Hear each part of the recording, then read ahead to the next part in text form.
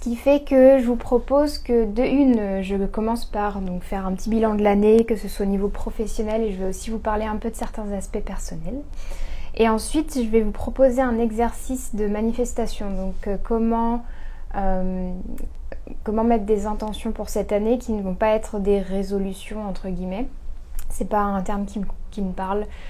C'est pas une manière non plus de faire les choses qui me parlent, alors que des intentions c'est déjà beaucoup plus intéressant selon moi. Et je vais vous proposer un exercice que je fais personnellement à chaque fois que j'ai envie de mettre en place des choses dans ma vie et que ça tienne sur le long terme, parce que c'est important pour moi. Donc ça, on fera ça juste après, et à la fin on finira par chanter un mantra. Et je vous propose donc qu'on fasse ça ensemble. Je vous dirai quel mantra à la fin. Ce sera assez simple. Si vous avez autour de vous un stylo, des papiers, quelque chose pour écrire, je vous encourage à l'avoir avec vous pour l'exercice et pour le mantra, parce que je ne vous ai pas écrit, je vous le mettrai dans le chat, mais comme ça vous l'aurez écrit. Et puis voilà, si vous avez des questions, n'hésitez pas à me les mettre dans le chat pendant le live, sur l'année, sur ce qui a pu se passer, etc. J'y répondrai avec grand plaisir. Donc je vais commencer... Et très bonne année d'ailleurs à tous, que je vais commencer par ça, ce sera même plus simple. Très bonne année à tout le monde. J'espère vraiment que cette transition se passe bien pour vous et que vous êtes entourés de personnes qui sont bienveillantes aussi, qui vous permettent d'exprimer ça. Ok, on va commencer. Je vais pas continuer à parler toute seule. Première chose pour le bilan de 2021, ça a été le bullet journal. J'aurais aimé l'avoir avec moi pour vous le montrer. Mais je suis au Mexique donc je ne l'ai pas. Je ne l'ai pas emmené avec moi. Mais en tout cas, ça a été la première année du bullet journal. Donc il a été imprimé, envoyé, etc. en 2019, donc fin 2019. Et il a accompagné plus de 200 personnes maintenant toute l'année 2021. Et c'est une grande joie pour moi. Je ne pensais pas que ça allait être un projet qui allait voir le jour un jour. Mais il a vu le jour grâce à vous, grâce à la campagne Ulule que j'ai faite pour pouvoir l'imprimer. Et puis donc j'ai des retours géniaux sur ce bullet journal. Ça a été une grosse aventure pour moi, surtout fin 2019. Et ensuite en 2020, ça a été surtout de faire donc les vidéos tous les mois, puisqu'il y avait une vidéo exclusive chaque mois sur un thème particulier de l'Ayurveda ou du Jyotish ou ce genre de choses-là. Donc je suis très heureuse d'avoir réalisé ce projet. Il n'est pas terminé. Tous les ans, il sera réimprimé, donc vous pourrez toujours le procurer, l'offrir, etc. Je suis en train de changer ma manière de vous l'envoyer. Donc ce sera plus moi qui va vous envoyer normalement les bullet journal très prochainement. Peut-être que je vous en parlerai un peu plus tard, mais je vais me collaborer avec une personne qui elle aussi propose des produits ayurvédiques. J'en dis pas plus, on n'a pas encore défini tout le contexte, etc. Mais dans tous les cas, vous pourrez toujours acheter le bullet journal normalement, tant qu'il est encore en stock, donc via cette plateforme-là. Donc ça, c'était le premier point. Une autre chose qui s'est passée pour moi en 2021, ça a été oui, je vous ai dit 2019, mais non, ça a été fin 2020 pour le bullet journal et il a été commencé en 2021. Je suis perdue dans les années. Donc non, en 2021, ce qui a continué, j'avais commencé à en faire fin 2020, c'est les ateliers sur l'hygiène émotionnelle et mentale.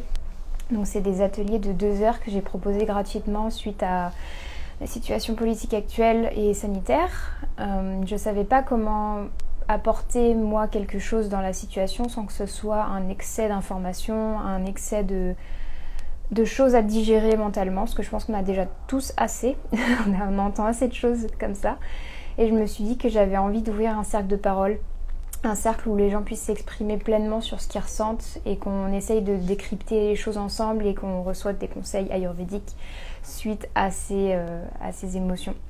Donc ça a été vraiment quelque chose qui m'a énormément plu et j'ai continué, j'en ai fait quelques-uns en 2021 et là j'ai repris il n'y a pas longtemps. Donc c'est quelque chose que je pense continuer, peut-être pas tous les mois parce que ça faisait beaucoup pour moi, mais en tout cas c'est vraiment des ateliers qui me plaisaient. Donc en gros c'était sous la forme vous aviez un formulaire à remplir. Moi ça me permettait de voir un peu quels étaient vos besoins, quelles étaient les émotions que vous viviez à ce moment-là. Je vous proposais un thème particulier. Donc le premier c'était comment gérer ses émotions quand on est dans une situation un peu compliquée comme celle qu'on vit en ce moment. Il y en a eu un sur la volonté. Il y en a eu un sur les relations qui a eu lieu il n'y a pas très longtemps. Et puis, je me rappelle plus des autres thèmes. Tu pourras les retrouver si tu descends dans mon fil Instagram. Et donc en fait, moi je commençais par un petit speech sur l'Ayurveda, qu'est-ce que disait l'Ayurveda, l'astrologie sur le sujet, donner des petits outils théoriques on va dire. Et ensuite on passait à la pratique où les personnes s'exprimaient directement, librement sur comment elles se sentaient, etc. Donc c'était vraiment un atelier que j'ai adoré organiser et les personnes qui ont participé m'ont aussi envoyé des super retours. Donc un grand merci à celles qui étaient présentes.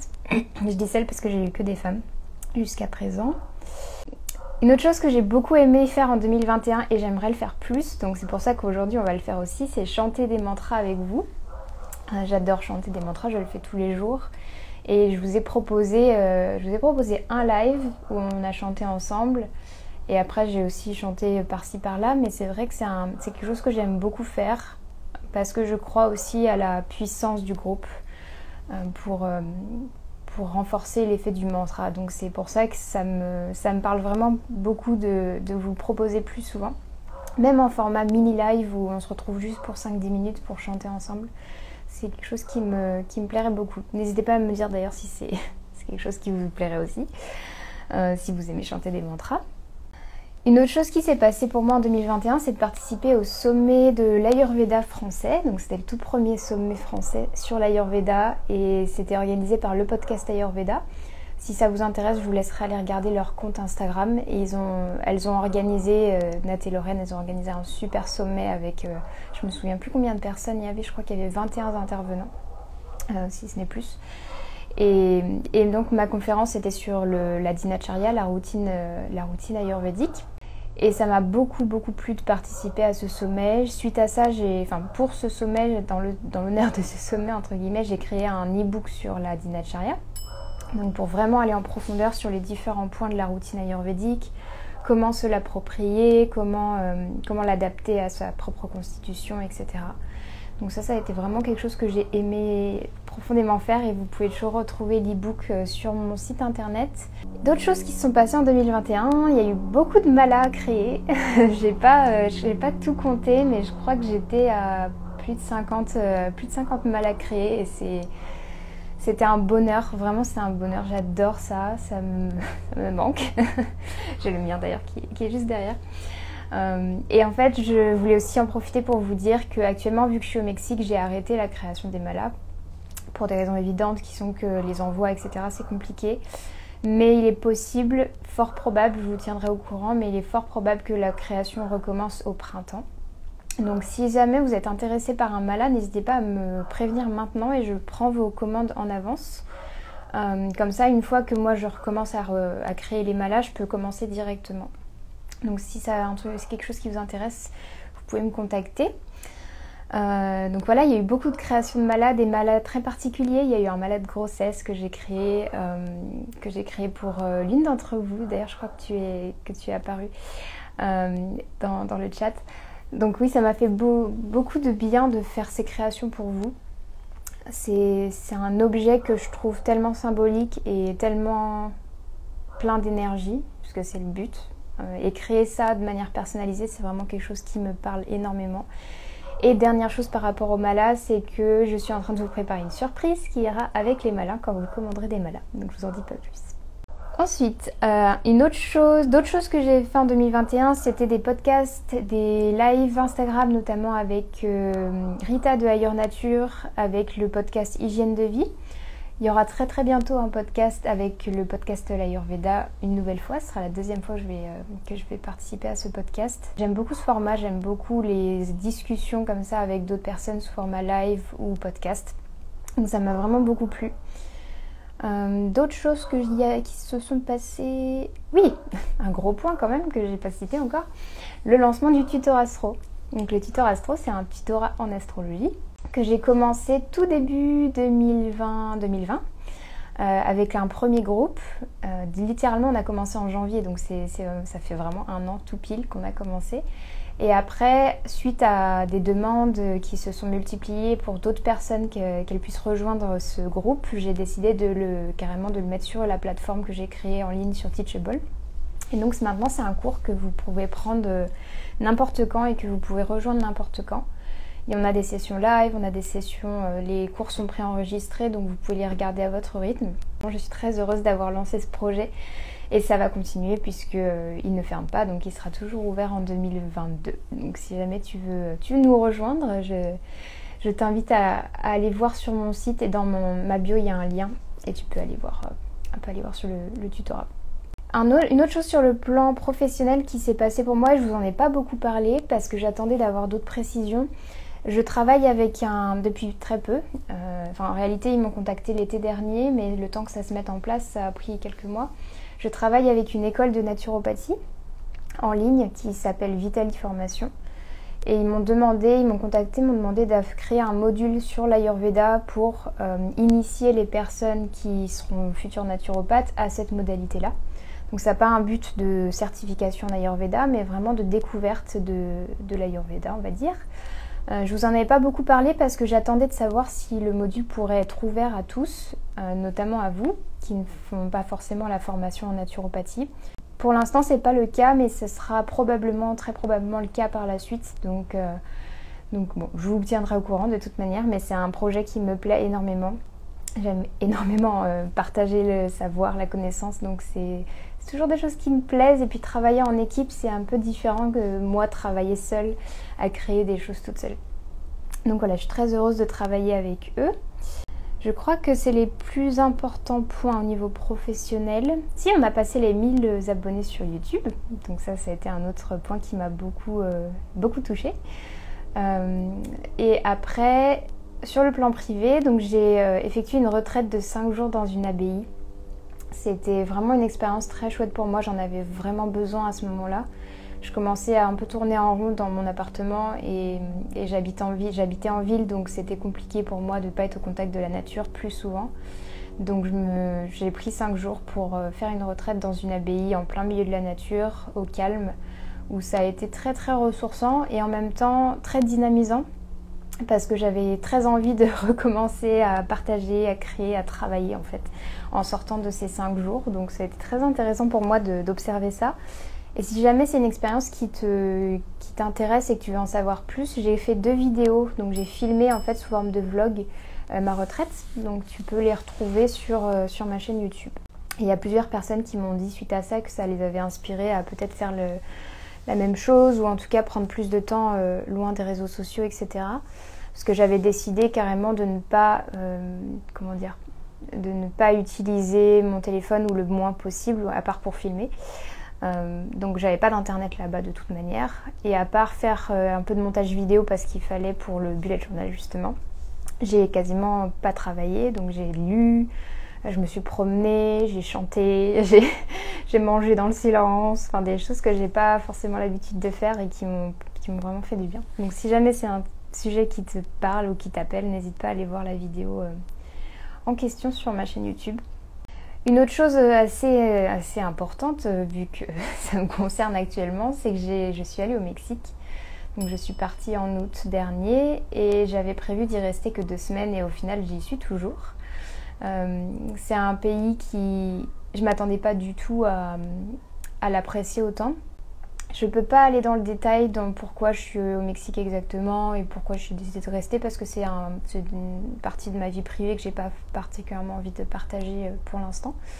Ça viendra plus tard, mais pour l'instant je suis encore en plein dedans, donc j'ai envie de le vivre pleinement et on verra ensuite. Ce qui est sûr, c'est qu'il est possible que je reste encore plusieurs mois parce que la situation est un peu compliquée en Europe à l'heure actuelle et ça va être difficile de voyager, etc. Donc il est possible que je reste encore quelques mois ici, sachant que la plupart de ce que je fais ici sur Instagram, sur YouTube, etc., ça change pas en fait, que je sois ici ou en France, hormis éventuellement pour les changements d'horaire, etc. Vu qu'à l'heure actuelle il est 11h20 chez moi et 6h20 chez vous. Mais hormis ça, ça me change pas beaucoup mon emploi du temps, sauf pour les malas, que je peux pas vous créer pour l'instant, mais je vais m'arranger pour essayer de remédier à ça dans les prochains mois parce que j'ai vraiment envie de recommencer la création.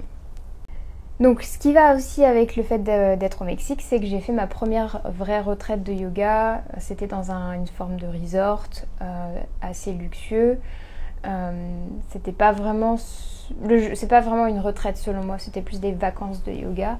Mais c'était vachement sympa, j'ai rencontré des gens très sympas de partout dans le monde. J'ai passé une très bonne semaine, c'était très enrichissant. Enfin voilà, c'était pas spirituellement le plus éveillant, on va dire, le plus... disons que ma retraite de 5 jours dans une abbaye m'a permis de me rendre compte de plus de choses que ça. Mais ça m'a fait du bien, et puis c'était dans la jungle, avec une vue magnifique. Ça m'a poussé aussi à faire 2 séances de yoga par jour de 1 heure. Ça faisait longtemps que j'avais pas eu un prof de yoga pour me corriger dans mes postures, parce que je fais du yoga à la maison la plupart du temps.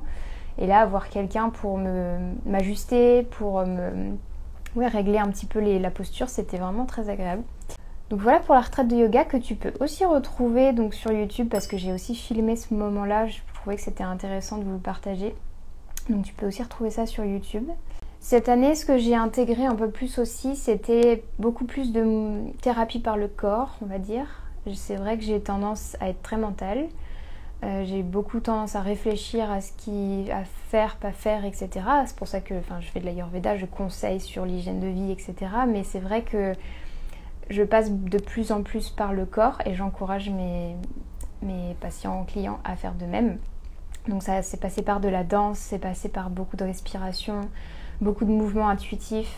Je me suis inscrite à une formation en ligne en anglais sur le tantra notamment, et ça passe énormément par le corps, beaucoup de respiration, beaucoup de mouvements intuitifs, etc. Donc c'est quelque chose qui me parle vraiment beaucoup, et j'ai envie de plus le mettre en place, encore plus dans les années à venir. Et vous le proposer aussi, c'est-à-dire que c'est quelque chose qui va vraiment rentrer dans ma manière de vous accompagner. Pour l'instant, je ne sais pas encore comment, mais ça va venir très vite. Donc voilà, j'ai plus intégré la sagesse du corps, on va dire, dans ma manière de m'explorer, de me connaître, etc. D'autres choses que j'ai particulièrement mis en place cette année, c'est toujours plus d'hygiène émotionnelle sur le plan personnel. C'est pas pour rien que je vous en parle beaucoup, c'est que c'est vraiment au cœur de ma vie. Disons que l'hygiène physique, je l'ai commencé beaucoup plus tôt. C'est-à-dire que commencer à faire beaucoup plus de sport, manger correctement, dormir correctement, etc. C'est jamais parfait. C'est-à-dire que tout le temps, je vais devoir réajuster en permanence comment je prends soin de mon corps. Mais prendre soin de mon esprit, ça a été long pour moi de m'y mettre.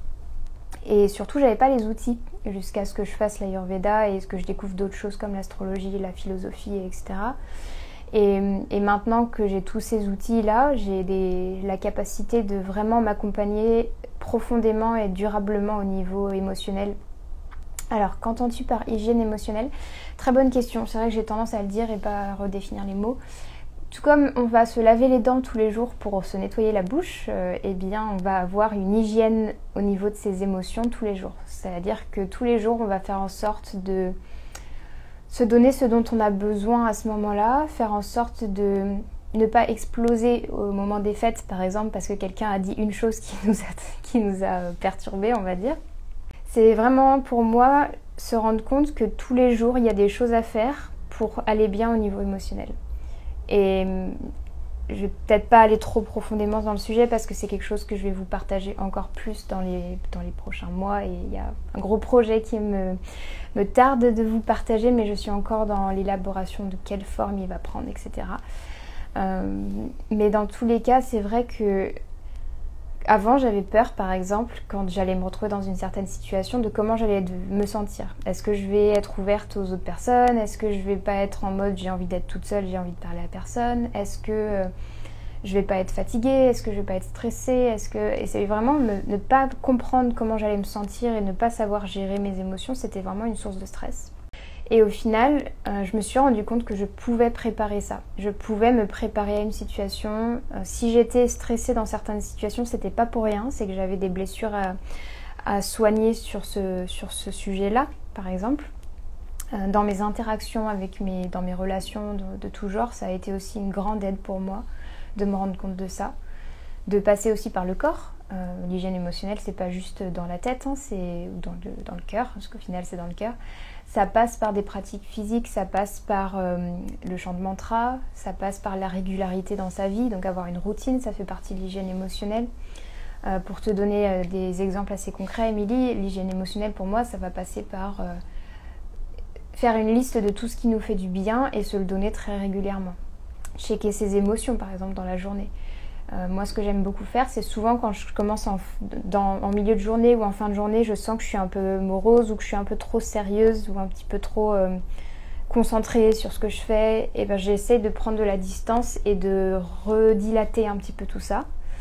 De me demander aussi, de poser la question, mais qu'est-ce qui va pas là, qu'est-ce qui te stresse, pour me juste ramener de la conscience en fait dans ce qui se passe en moi assez régulièrement. Donc ça va passer par plein de choses, mais ça c'est des petits exemples de ce que j'appelle l'hygiène émotionnelle et mentale, parce qu'en réalité il y a les deux, je distingue les deux, mais au final ils sont assez proches. Ce que j'appellerais hygiène mentale, ce serait plutôt une hygiène intellectuelle, donc faire attention aux informations qui nous viennent, faire attention à ne pas se laisser déborder par toutes ces informations. Donc c'est un sujet qui est passionnant et je vais vous en parler beaucoup plus cette année, j'ai tellement hâte, tellement hâte de vous en parler plus. Donc voilà, et du coup cette année, tout ça pour ça, j'ai même pas parlé de ce dont je voulais vous parler. Vu que j'ai beaucoup travaillé sur mon hygiène émotionnelle et que c'est toujours quelque chose que je fais actuellement, j'ai été capable de beaucoup plus exprimer mes émotions face aux personnes qui m'entourent. Ça a toujours été une compliqué pour moi d'exprimer ça. Je vous ai aussi fait une vidéo d'ailleurs à ce sujet, donc je ne vais pas élaborer ici, mais sur la constipation émotionnelle. C'est une manière de voir les choses qui me parlent moi, donc je me suis dit je vais vous la partager de cette manière-là. Et donc la constipation émotionnelle, pour moi, ça se manifestait dans le sens, j'étais incapable de pleurer devant des personnes qui m'entouraient, devant moi-même pendant certains temps, et accepter d'exprimer ce type d'émotion-là. Et plein d'autres émotions, il n'y avait pas que celle-ci, la colère, etc. Et là, cette année et les années précédentes, pas juste 2020, mais toutes ces dernières années m'ont vraiment aidé à beaucoup plus exprimer les choses, et mes relations s'en voient grandies, approfondies. C'est incroyable en fait tout ce qui se passe suite à ce travail que je fais sur moi au quotidien au niveau émotionnel et mental. Une autre chose sur le plan personnel qui a été particulier pour moi, c'est de passer un Noël seule. Donc sans ma famille, sans mes proches, etc.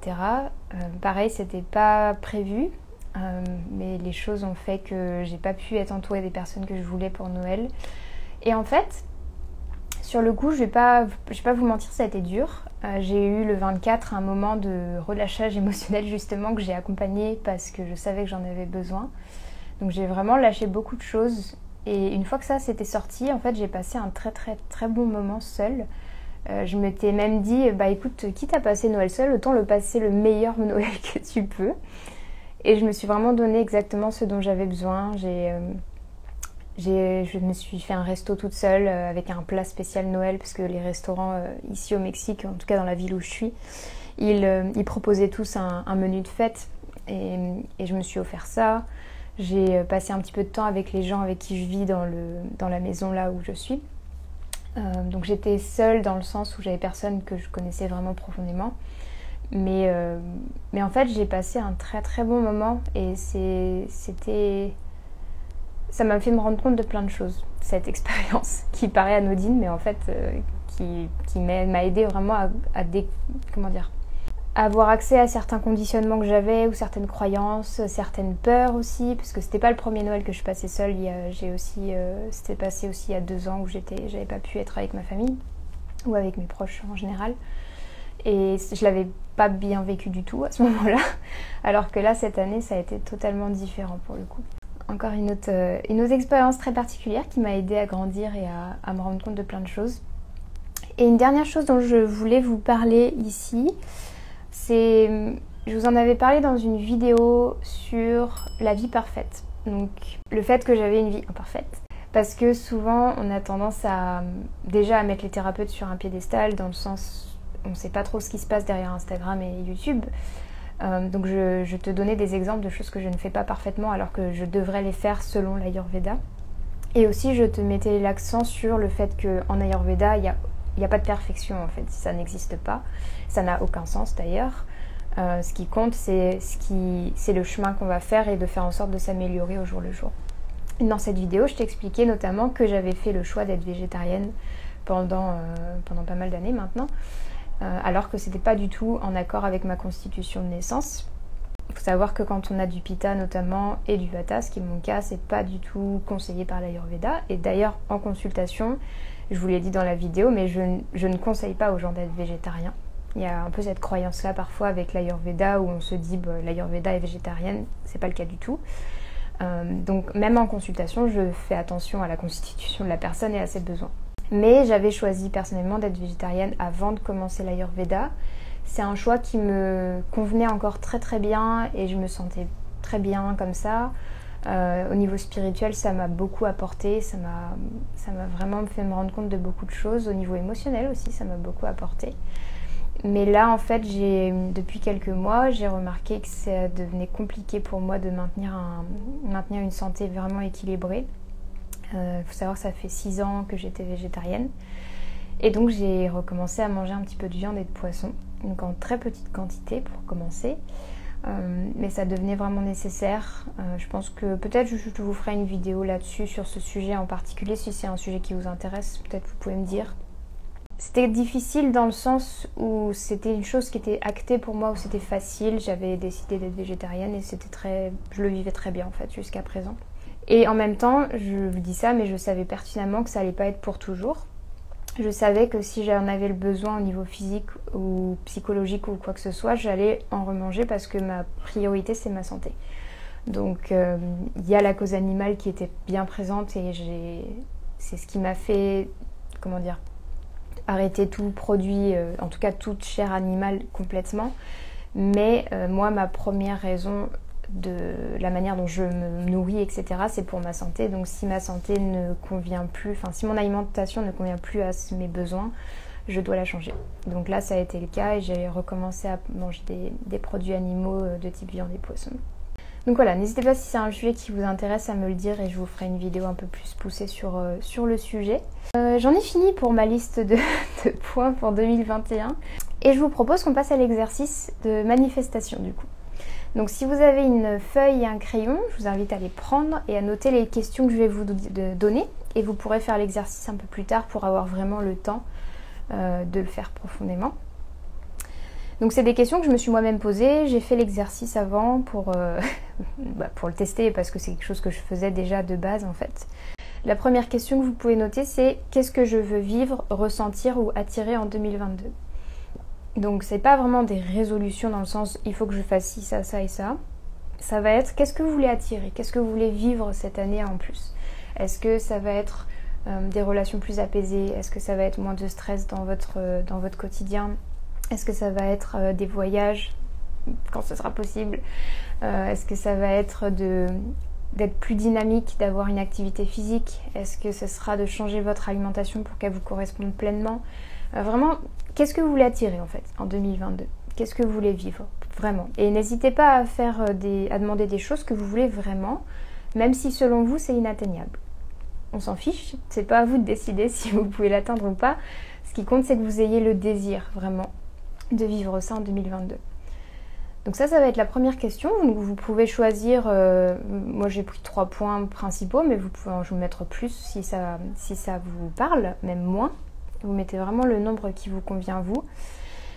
Et ensuite, une fois que vous avez ces points-là, j'aimerais que vous vous posiez la question quelles actions vont pouvoir me permettre d'attirer, de vivre ou de ressentir cela. Donc vous allez prendre chaque point que vous avez noté et vous allez trouver 3 actions minimum, vous pouvez en trouver plus, minimum 3 actions par point que vous pouvez mettre en place pour attirer cette chose-là.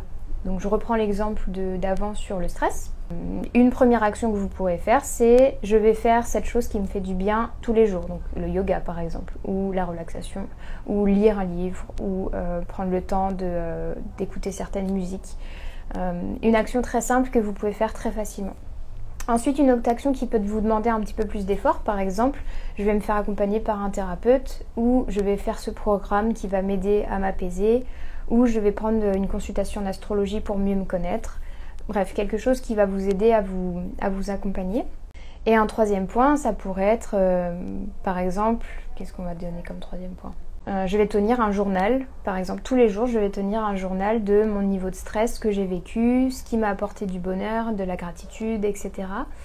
Ça pourrait être 3 points par exemple. Si jamais ta volonté c'est j'aimerais vivre moins de stress dans mon année, ça va être ça par exemple. Faire une action qui me fait du bien tous les jours, prendre du temps pour faire du journaling, donc écrire dans un journal tous les jours et me faire accompagner. Ça va être très différent d'une personne à l'autre. Là je vous donnais quelques exemples histoire que vous ayez une idée. Mais ça peut être très différent. Si c'est sur le plan professionnel, vous pourrez avoir des objectifs particuliers. Quelles sont 3 actions qui vont vous permettre d'atteindre cet objectif ou de vous sentir d'une certaine manière ou d'attirer certaines choses. Donc ça va être plus de clients, plus d'argent, plus de sérénité dans votre travail, plus d'interactions, peu importe. Mais vraiment mettre 3 actions par point qui vont vous permettre, selon vous, d'atteindre cet objectif-là. Une fois que vous avez fait ça, j'aimerais que vous posiez la question « Comment je dois me sentir pour réaliser ces actions ?» Parce que parfois, on a tendance à se dire « Bon, pour réaliser cet objectif, il faut que je fasse ci. » Oui, mais pourquoi tu l'as pas déjà fait dans ce cas? Et là, on va se dire « Parce que je me sentais pas de la manière à le faire ou je sentais pas le truc. » Et en fait, c'est vrai. C'est-à-dire que pour entrer en action, on a besoin vraiment de se sentir aligné avec cette action. Donc par exemple, si on reprend l'exemple du stress, si tu te dis « je vais me faire accompagner par un thérapeute ou une thérapeute », pourquoi tu l'as pas fait jusqu'à présent? Est-ce qu'il y a de la peur qui est présente? Est-ce qu'il y a un sentiment de pouvoir tout gérer seul? Donc peut-être que la manière dont tu dois te sentir pour permettre cette action, c'est « je dois me sentir ouverte à cette possibilité, je dois me sentir... vulnérable aussi, parce que mine de rien il y a une vulnérabilité à partager son stress avec quelqu'un d'autre. Je dois me sentir indépendante ou forte pour pouvoir faire cette action.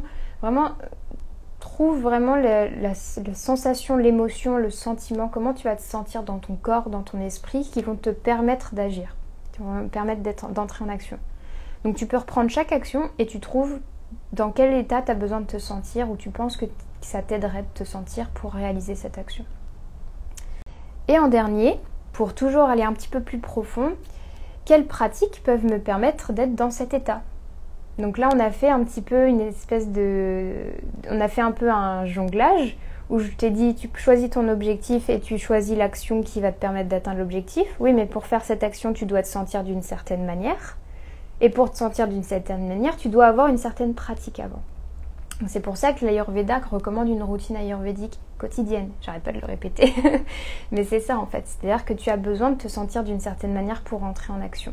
Donc une fois que tu as fait une liste de tout ce que tu dois ressentir pour pouvoir entrer en action, dans les actions que tu as listées juste avant, tu vas faire une autre liste de quelles sont les pratiques qui vont me permettre d'être dans cet état.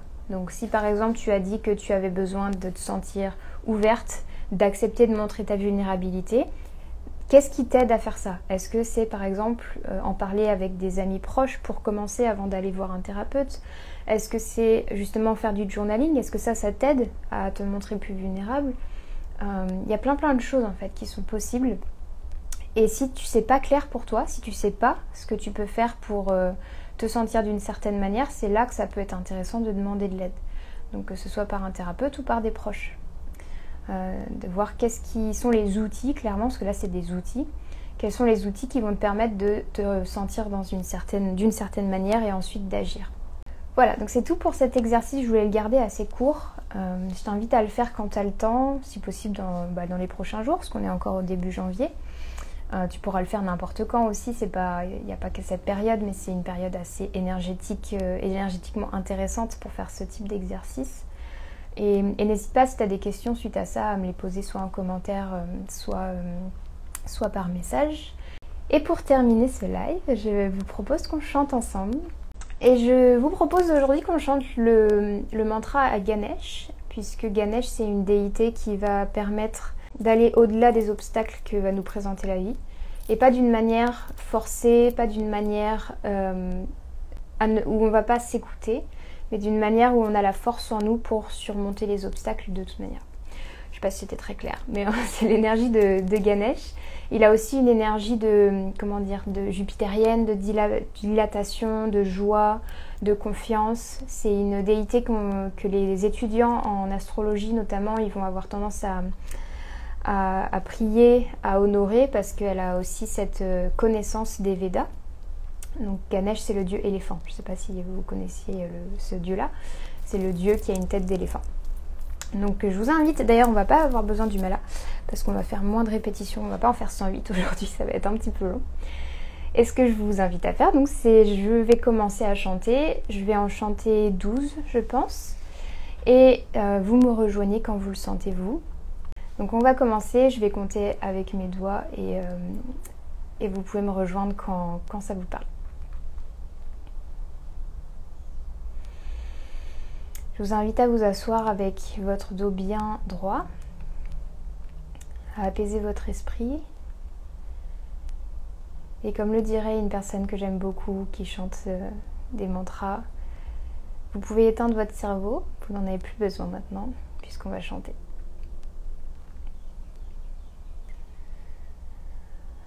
Om Gam Ganapataye Namo Namaha.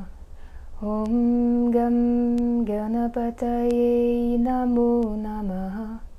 Om Gam Ganapataye Namo Namaha. Om Gam Ganapataye Namo Namaha. Om Gam Ganapataye Namo Namaha. Om Gam Ganapataye Namo Namaha. Om Gam Ganapataye Namo Namaha. Om Gam Ganapataye Namo Namaha. Om Gam Ganapataye Namo Namaha. Om Gam Ganapataye Namo Namaha. Om Gam Ganapataye Namo Namaha. Om Gam Ganapataye Namo Namaha.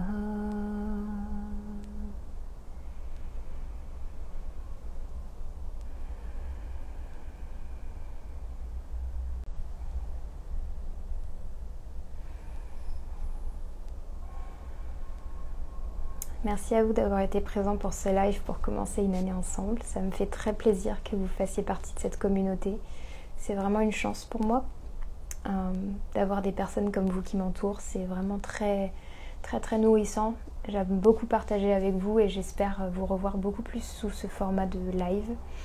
Voilà, je vous remercie beaucoup d'avoir été présent et je vous souhaite une très belle semaine et une magnifique année 2022.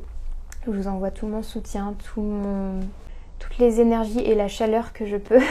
Il y a de la chaleur ici encore, parce qu'on en aura besoin cette année. Ayez conscience de ça, que c'est une année très particulière, comme les 2 dernières années d'ailleurs, et que c'est le meilleur moment pour vous donner tout ce dont vous avez besoin. Donc vraiment, offrez-vous ça.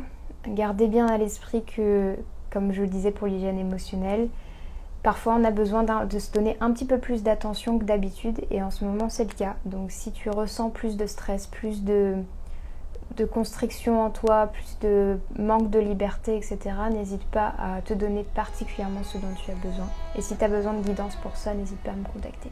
Voilà, je te dis et je vous dis donc, je vous dis à très bientôt dans des vidéos sur YouTube, sur Instagram ou en consultation si c'est quelque chose qui vous appelle. Et je vous souhaite du coup une très bonne soirée.